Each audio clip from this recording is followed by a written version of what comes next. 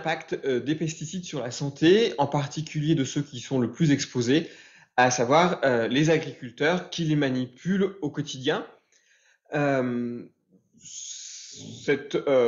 ces dangers pour la santé ont été progressivement révélés par différents chercheurs, médecins, et l'INSERM a notamment effectué une grosse synthèse de l'ensemble des études qui étaient parues en 2013, synthèse qui a été mise à jour en 2021.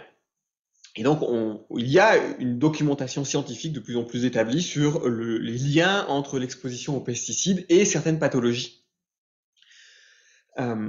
Face à ce constat, à cette réalité environnementale, médicale, différentes options étaient possibles pour le législateur.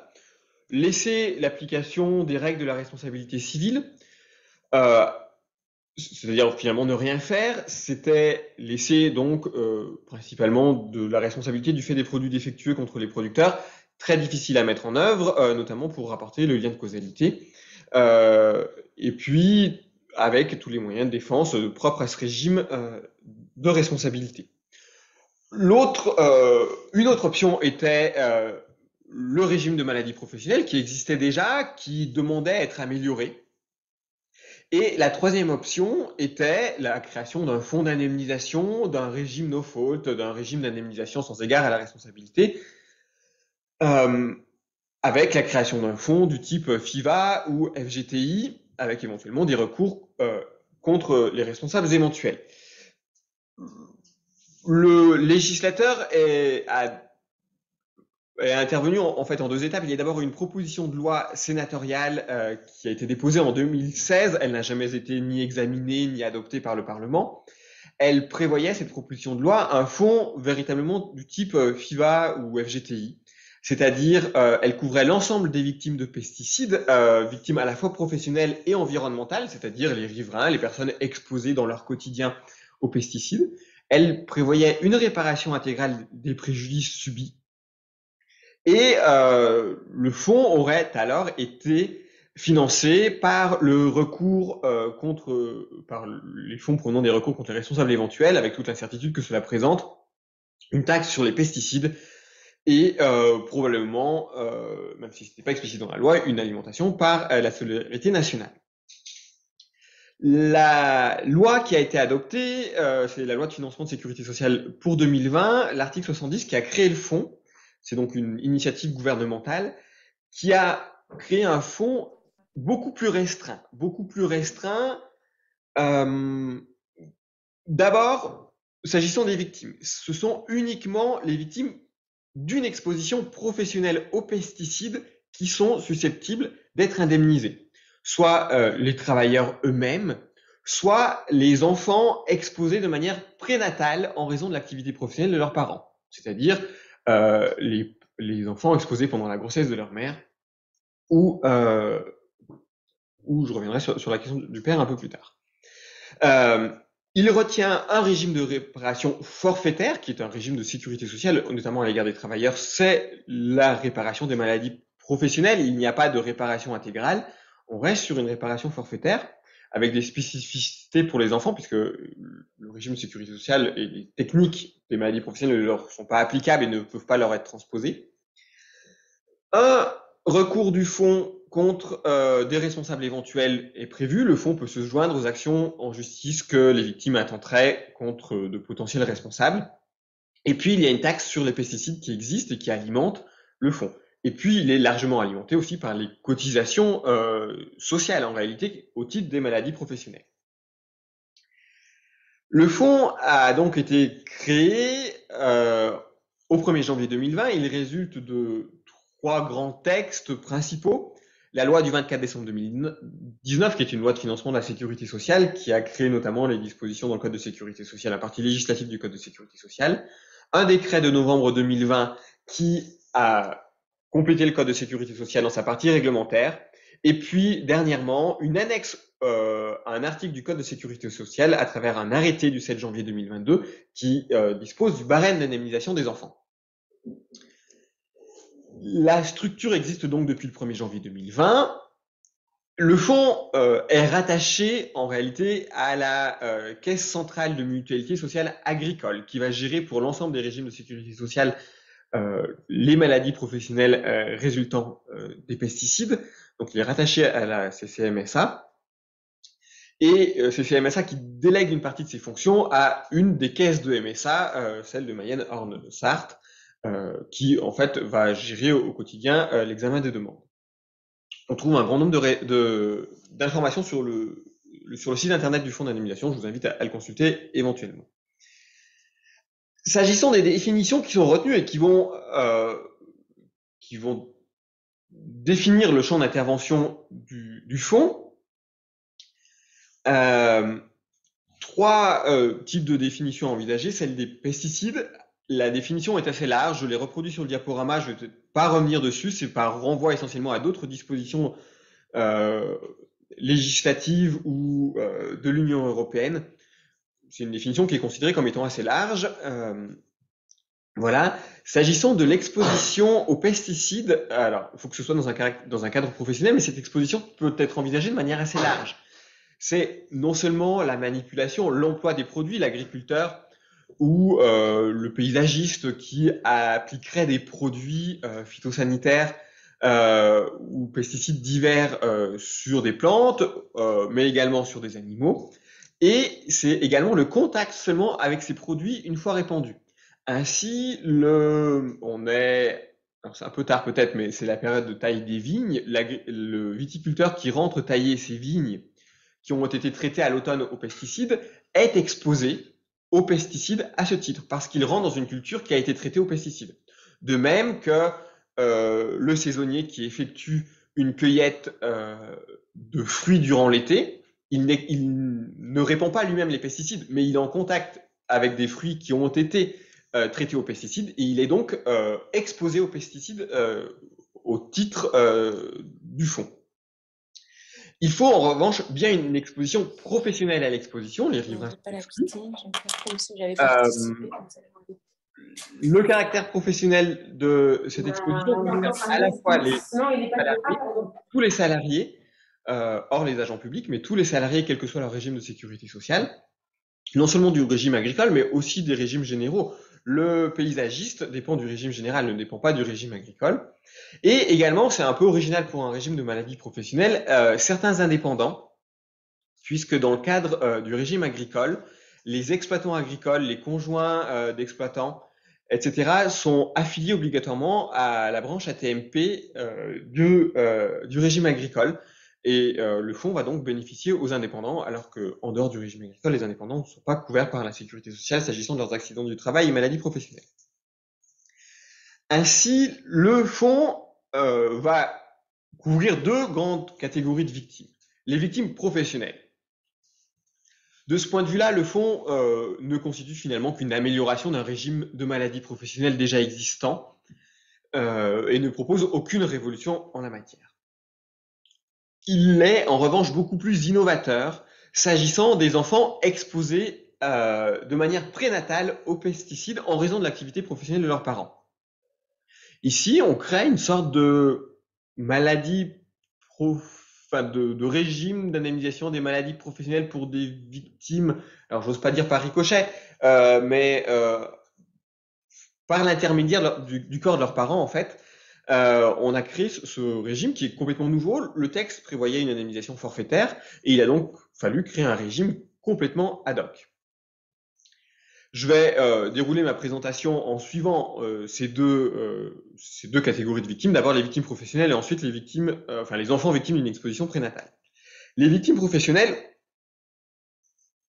on conserve le cadre habituel d'appréciation du lien entre l'activité professionnelle et la pathologie, à savoir le recours au tableau de maladies professionnelles qui permettront de retenir une causalité automatique entre la pathologie et l'exposition à certaines substances. Lorsque certaines conditions des tableaux ne sont pas remplies, notamment les conditions de délai de prise en charge ne sont pas remplies ou de durée d'exposition ne sont pas remplies, mais que la maladie est bien présente dans le tableau, on pourra recourir à un comité de reconnaissance des maladies professionnelles. Et enfin, pour les maladies hors tableau à la condition que l'atteinte permanente soit supérieure à 25%, ou enfin supérieure ou égale à 25%, l'appréciation pourra se faire également par le comité de reconnaissance des maladies professionnelles. Ce schéma existait avant, il demeure. En revanche, la situation antérieure était fortement éclatée. Du point de vue des régimes de sécurité sociale d'abord. On avait un régime de sécurité sociale pour les salariés agricoles, un légèrement adapté pour les exploitants agricoles non salariés, un régime pour les salariés du régime général, un régime pour les salariés d'outre-mer, un régime pour les exploitants d'outre-mer et un régime pour l'Alsace-Moselle. Cela faisait de nombreux régimes applicables avec de nombreuses caisses et de nombreux comités de reconnaissance des maladies professionnelles, puisque les caisses sont locales, alors départementales ou pluridépartementales, et que les comités sont régionaux. Et donc, on avait des appréciations potentiellement divergentes d'une caisse à l'autre ou d'un comité à un autre. L'éclatement était aussi un éclatement des régimes d'indemnisation. Alors, tous les salariés, quel que soit leur régime, bénéficiaient d'une indemnisation calculée de la même manière. En revanche, les exploitants non salariés avaient un régime d'indemnisation plus faible que les salariés. Et puis, les anciens exploitants non salariés qui avaient cessé leur activité avant 2002 étaient tout simplement exclus pour des questions d'entrée en vigueur en fait du régime des indépendants agricoles, des exploitants agricoles. Et on a également un éclatement des tableaux de maladies professionnelles, puisque les tableaux de maladies professionnelles existent pour le régime général et que l'on a des tableaux différents pour le régime agricole. Les tableaux en matière de pesticides existent principalement dans le régime agricole. Ils sont absents du régime général, ce qui pose des difficultés, posait des difficultés notamment pour les Outre-mer, parce que le régime agricole des Outre-mer répondait au tableau du régime général. C'était une incongruité du droit de la sécurité sociale qui a été partiellement corrigée depuis. Le fonds vient donc procéder en réalité à une uniformisation de l'ensemble de ces dispositifs, une uniformisation à travers la centralisation de l'appréciation du lien avec l'activité professionnelle. C'est le FIVP qui apprécie le lien entre l'exposition et la pathologie. Les tableaux sont donc appliqués de la même façon. Le CRMP est unique. Le CRMP est donc composé de médecins, il est unique. On a comme avantage, c'est qu'on peut avoir des médecins spécialisés dans les pathologies qui résultent de pesticides, alors que les comités régionaux peuvent traiter de toutes les pathologies résultant de maladies professionnelles. Donc on a une spécialisation et une centralisation qui est profitable en tout cas à l'uniformisation des pratiques. On a également un alignement des niveaux d'indemnisation. On a un alignement des niveaux d'indemnisation avec un complément pour les exploitants agricoles non salariés. Les exploitants agricoles non salariés vont bénéficier d'un complément d'indemnisation pour tendre vers l'indemnisation des salariés. Et on a également une prise en charge des anciens exploitants agricoles ayant cessé leur activité avant 2002, à ce titre, puisqu'ils étaient complètement exclus du régime auparavant. Et dernier champ d'uniformisation, donc c'est tout des points assez techniques, on permet l'application des tableaux agricoles aux travailleurs agricoles d'outre-mer, à la fois aux salariés et aux exploitants qui répondaient auparavant au tableau du régime général.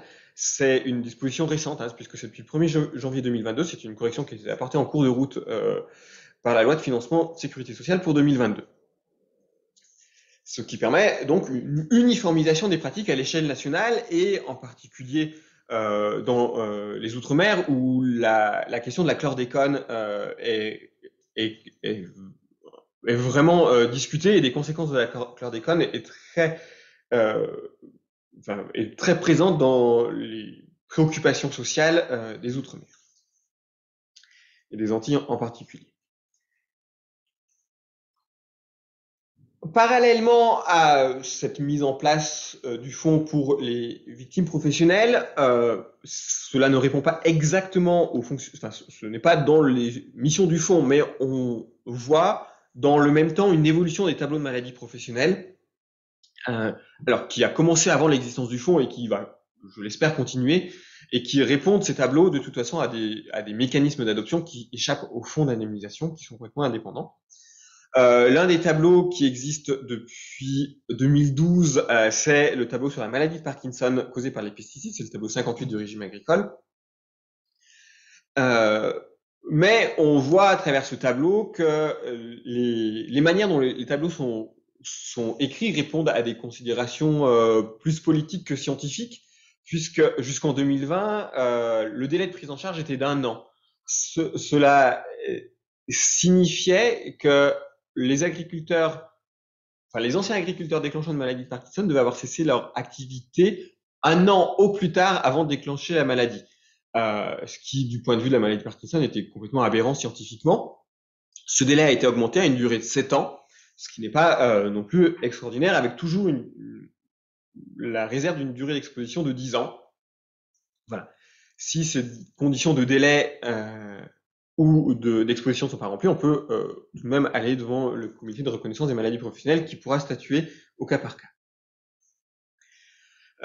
Plus récemment, on a 2 autres tableaux qui sont apparus. En 2015, un tableau sur les hémopathies malignes qui a été adopté. C'est également un tableau spécifique au régime agricole,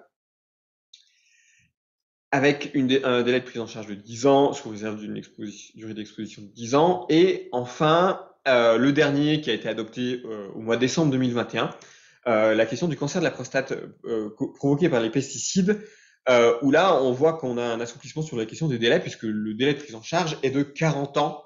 C'est-à-dire que l'ancien agriculteur doit déclencher le cancer dans les 40 ans qui suivent la cessation de son activité professionnelle, sous réserve d'y avoir été exposé pendant 10 ans, ce qui est quasiment gage d'une perpétuité en la matière. Alors, le bilan d'activité du fonds sur cette partie est pour l'instant débutant. Il a été mis en place au 1er janvier 2020.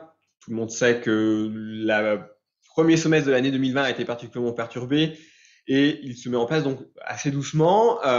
Si je reprends le bilan d'activité qui a été publié en décembre 2021 ou janvier 2022, je ne sais plus, sur l'année 2020 notamment, on a eu un total de 212 demandes qui ont été formées au fonds d'indemnisation, avec, j'ai fait une répartition par tableau, les tableaux principaux étant les maladies de Parkinson et les hémopathies malignes, avec voilà, des accords soit directs pour pratiquement la moitié des demandes, des accords par le CRMP pour un quart des demandes, et puis le reste, alors quelques accords implicites, et puis des refus, un peu moins d'un quart de refus.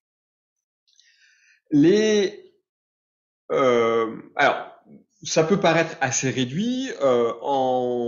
L'IGAS a estimé, il y a quelques années, que dans une hypothèse assez large, il y aurait environ 10 000 personnes, 10 000 agriculteurs victimes d'une pathologie causée par l'exposition aux pesticides, en estimant qu'il y aurait environ 2/3 de maladies de Parkinson et 1/3 de lymphome malin. On est très très loin du compte à travers le fonds. C'est pas uniquement un tableau au fond, il y a le régime des maladies professionnelles d'une manière générale et pas seulement en matière de pesticides est connu pour sous-estimer le nombre parce qu'il y a beaucoup de non-déclarations, de non-recours au régime des maladies professionnelles. Les principaux secteurs agricoles concernés sont, alors j'ai pas mis le tableau, mais les données sont dans le rapport d'activité qui est public, la viticulture, les cultures céréalières et puis la polyculture et l'élevage. J'en viens à présent à la question des enfants exposés de manière prénatale aux pesticides en raison de l'activité professionnelle de leurs parents, où émerge un véritable régime ad hoc. Alors, le champ d'application, alors temporellement, les enfants doivent saisir le fonds dans les 10 ans qui suivent la consolidation. Mais la réparation peut être en partie rétroactive, mais ne sera pas rétroactive plus de 2 ans avant la demande et pas avant le 1er janvier 2020, parce que c'est une réparation sous forme de rente, éventuellement capitalisée, mais c'est une réparation sous forme de rente. Sont concernés donc les enfants exposés durant la période prénatale aux pesticides du fait de l'activité professionnelle de l'un de leurs parents, peu importe le régime de sécurité sociale applicable aux parents, y compris pour les agents publics. On peut imaginer que des agents d'entretien des espaces verts, agents publics, qui ne sont pas concernés par le fonds, puissent être concernés pour leurs enfants par ce fonds, justement. Et l'exposition prénatale, c'est soit une exposition du père dans la période qui précède la conception, soit une exposition, ce sera le plus fréquemment le cas, de la mère durant la période de la grossesse. Les principales pathologies qui ont été identifiées par l'INSERM, j'ai fait un copier-coller du rapport de l'INSERM, ce sont des malformations congénitales, principalement des fentes labiopalatines et des hypospadias, des troubles du neurodéveloppement, et puis, je ne l'ai pas repris ici, mais des cancers des enfants. Alors, le mécanisme du fonds est le suivant. Le fonds est saisi, donc dans les 10 ans qui suivent la consolidation, il dispose de pouvoirs d'investigation, notamment pour retrouver, parce que les enfants peuvent saisir, c'est les enfants exposés in utero, mais ils peuvent saisir à l'âge de 40 ans, éventuellement le fonds, il n'y a pas vraiment de limite, dès lors que les 10 ans à compter de la consolidation ne sont pas écoulés. Et donc, retrouver l'activité professionnelle des parents n'est pas toujours évident, et le fonds dispose de pouvoirs d'investigation, notamment pour rechercher auprès des acteurs sociaux, fiscaux, agricoles, des traces des activités professionnelles des parents. Ensuite, l'appréciation du lien entre la pathologie et l'exposition professionnelle prénatale et professionnelle des parents est évaluée par une commission médicale, qui est une commission unique, c'est la commission d'indemnisation des enfants victimes d'une exposition prénatale aux pesticides, qui statue sur la causalité. Ensuite, le médecin conseil va fixer un taux d'atteinte qui correspond plus ou moins à l'IPP, mais pas véritablement, sur proposition de la commission. Et ensuite va découler une réparation forfaitaire en fonction de ce taux d'atteinte principalement. Les difficultés pour les victimes sont de 2 ordres. Prouver l'exposition professionnelle de leurs parents lorsque la période est loin dans le temps. Il faut espérer que le fonds mettra en œuvre ses pouvoirs d'investigation et qu'il ne fera pas reposer l'entière charge sur les enfants. Et la question de la causalité. Entre l'exposition et l'atteinte, il n'existe pas de tableau des maladies professionnelles prénatales, si l'on veut, mais le barème qui a été publié est dessiné et créé, dessiné pour certaines pathologies en particulier. On peut espérer que pour ces pathologies, il y a une forme, alors non pas de présomption simple, certes, mais de présomption qui puisse exister. On verra à la pratique. L'arrêté a été publié début janvier 2022, donc il n'y a pas encore de retour sur la pratique. Alors, la forme de la réparation des victimes directes, puisqu'on va réparer ici à la fois les victimes directes et les victimes indirectes. Avant la consolidation, cela va prendre la forme d'une rente qui sera versée au fur et à mesure, qui est calculée par la multiplication du salaire minimum des rentes, c'est un tarif de sécurité sociale, donc qui est de 18 649 € annuels, et multiplié par le taux d'atteinte, sous forme d'un versement mensuel ou trimestriel en fonction du montant, et une révalorisation annuelle au 1er avril.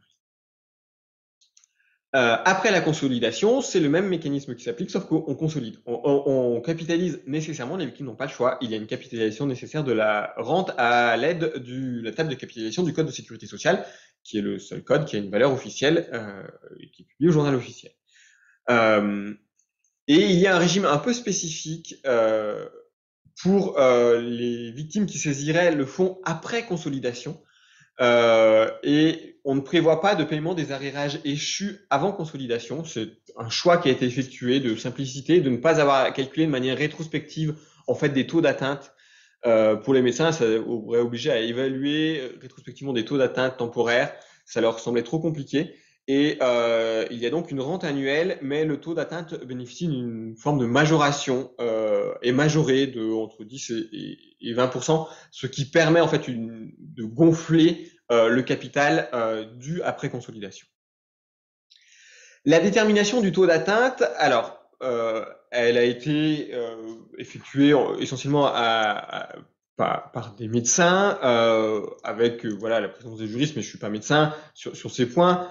Le but était d'avoir voilà de faire dépendre et de manière assez simple la réparation de la gravité. Alors il y a dans le barème qui a été publié en janvier 2022 une liste de pathologies et des pourcentages de consolidation, pourcentages qui vont lier la commission. C'est des taux, enfin c'est des fourchettes de taux impératives, avec simplement la possibilité d'une majoration en cas de perte d'autonomie, entre 5 et 10% de majoration, c'est-à-dire qu'on peut aller au-delà du taux maximum en présence d'une perte d'autonomie, entre 5 et 10%. Il y a donc un taux avant consolidation qui est prévu, notamment en fonction des traitements qui sont suivis, et après consolidation, c'est essentiellement en fonction des séquelles. Voilà, donc 5 grands types de maladies, les leucémies, les tumeurs cérébrales, les fentes labiopalatines, les hypospadias et les troubles du neurodéveloppement qui peuvent être pris en charge. De manière originale, les victimes indirectes, de manière originale par rapport au régime de sécurité sociale, en fait, les victimes indirectes peuvent bénéficier d'une réparation également, deux catégories, les ayants droit et les ayants droit qui assument la charge de la victime. Il y a donc deux catégories qui sont listées, et puis à chaque fois on définit, hein, les ayants droit, ce sont le conjoint, partenaire de Pacs concubin, l'enfant, le frère, la sœur, l'ascendant en ligne directe, et les ayants droit, ça a vocation, les ayants droit qui assument la charge, ça a vocation en fait les parents d'une victime mineure, essentiellement, ou jusqu'à 25 ans s'il y a une charge effective. Et il y a également une réparation avant consolidation pour les victimes indirectes, ce qui est une originalité aussi, cette fois-ci, par rapport au régime de réparation intégrale, où on ne distingue pas avant ou après consolidation pour les victimes indirectes. Donc, avant consolidation, on va verser au seul ayant droit assumant la charge de l'enfant une rente mensuelle qui dépend du taux d'atteinte de la victime directe. Rente qui peut apparaître assez élevée, puisqu'elle peut aller jusqu'à 650 €. Ici, c'est le but de compenser à la fois les dépenses engagées par les parents pour les suivis médicaux, les frais de transport, le temps passé dans les examens médicaux, dans les soins, et également une perte de revenus éventuelle en raison d'une diminution de l'activité professionnelle. C'est une somme forfaitaire, intégralement forfaitaire. Après consolidation, et en cas de survie, c'est un capital qui est versé, qui est déterminé, alors, en fonction des pathologies et en fonction du lien entre la victime, soit l'ayant droit qui assume la charge de la victime, soit les autres ayants droit, avec une forfaitisation classique en fonction du taux d'atteinte de la victime directe. Je ne vais pas m'étendre, le temps passe. En cas de décès de la victime directe, il y a un tableau pour indemniser les proches qui fixe donc un montant forfaitaire de réparation qui est inspiré des barèmes qui existent sur le marché, qui correspond quand même au haut de la barème du référentiel de l'ONIAM quand même. Ça correspond au haut de la fourchette de l'ONIAM, voire même au-delà. Enfin, les distinctions sont un peu différentes, mais on est quelquefois même au-delà pour les enfants à charge, les enfants majeurs, les grands-parents. On est au-delà. Alors j'avais mis quelques exemples pour vous donner. Alors je vais passer assez rapidement parce que le temps file. L'exemple d'une tumeur cérébrale chez une jeune fille qui serait née en 2019. La maladie serait constatée en 2021, elle saisirait assez rapidement le fonds et serait consolidée en 2024, donc une rémission de la maladie, avec un taux de consolidation de 70%, avant consolidation de 70% et après consolidation de 40%, parce qu'il y aurait une atteinte aux fonctions hormonales des problèmes de croissance qui résultent des traitements en fait. Et on constate que la victime directe aurait donc droit, avant la consolidation, à une rente de 1 088 € par mois, et la victime indirecte, ici j'ai pris l'hypothèse d'une mère seule, à 550 € par mois. Ce qui est voilà, pas négligeable, même si c'est pas du tout calculé par rapport au standard de la réparation intégrale en termes de méthode de calcul, je suis pas sûr qu'on soit si éloigné sur le résultat. Et après consolidation, si on consolide à 40%, on obtient un capital de 733 000 euros et de 7 000 euros pour la mère.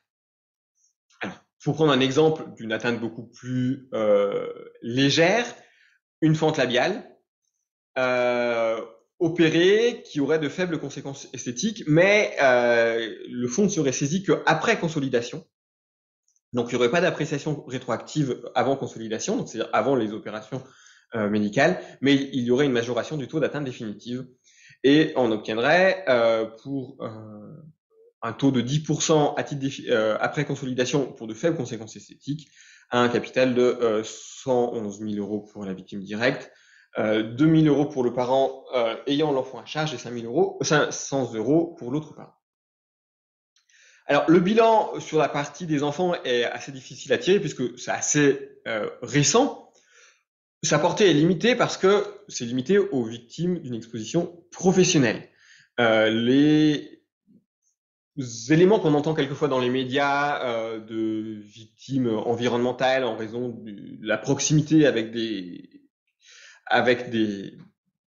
champs ou des cultures traitées par pesticides n'est pas envisagé parce que d'une part la littérature scientifique est beaucoup moins certaine du point de vue de la causalité et puis sûrement parce que les implications étaient bien différentes en termes de nombre de cas évalués, etc. La procédure est néanmoins novatrice, on s'était jamais interrogé auparavant du point de vue des accidents du travail si les enfants en gestation ne pouvaient pas subir des conséquences en raison de l'atteinte subie par leur mère ou éventuellement par leur père. Et de ce point de vue-là, c'est véritablement novateur. On a une sorte de régime de maladie professionnelle pour exposition prénatale. Il y a tout de même des craintes sur la mise en œuvre, on verra ce qu'il en est. Il faut espérer que le fonds ne sera pas trop strict dans l'appréciation de la causalité, ni et qu'il mettra en œuvre des moyens d'investigation pour retrouver l'activité professionnelle des parents. À titre conclusif, un essai d'appréciation, le fonds, si on le compare, il peut être comparé à deux choses. Soit on le compare à de la réparation intégrale et un mécanisme de responsabilité civile ou de fonds d'indemnisation plus classique fondé sur la réparation intégrale, on va être déçu du point de vue de la méthode dont on évalue les préjudices. En revanche, si on le compare à la réparation des maladies professionnelles, c'est une amélioration pour les salariés et c'est une véritable création pour les enfants. Mais même par rapport à la réparation intégrale, le fonds présente certains avantages. Celui de la simplicité. Alors certes, la contrepartie, c'est une réparation forfaitaire et non pas intégrale, mais une simplicité, une uniformité, un processus qui est administratif et non pas judiciaire, une adaptabilité. Si le taux d'atteinte évolue durant la période antérieure à la consolidation, on peut modifier le taux d'atteinte avant la consolidation, après consolidation également, mais uniquement en cas d'aggravation. Et puis on peut recourir à des tableaux et à des présomptions. Donc il y a ce point de vue-là une forme plus simple que la réparation intégrale qui nécessite de prouver souvent un fondement de responsabilité. Et puis même la réparation intégrale, la nomenclature d'Intiac sont assez peu adaptées aux atteintes prénatales et la nomenclature d'Intiac, pour être manipulée, ne peut pas l'être par un processus purement administratif. Il faut un avocat, des expertises médico-légales. Ici, l'idée, c'est que les victimes saisissent le fonds sans recourir à un avocat, tout en laissant demeurer l'action éventuelle contre des responsables. L'action contre des responsables éventuels n'est pas du tout fermée. Si on compare en revanche avec la réparation des maladies professionnelles, c'est véritablement une grande avancée avec une structure unique, un CRMP unique, un alignement des montants de la réparation pour les différentes catégories d'assurés sociaux. Bon, peut-être une perte de proximité, mais je ne crois vraiment pas que ce soit ça le plus important. Voilà, je vous remercie pour votre attention. Je mets sur la dernière diapo quelques références bibliographiques récentes. Il y a assez peu d'écrits juridiques sur la question. L'unique article est le de ma collègue Laurie Friand. En revanche, on peut consulter alors, il y a eu une série d'articles dans Le Monde, pas sur le fond en lui-même, mais sur les effets des pesticides. et sur le fonds lui-même, soit le site internet, soit le rapport d'activité, le dernier qui a été établi pour la période janvier 2020, août 2021. Je vous remercie.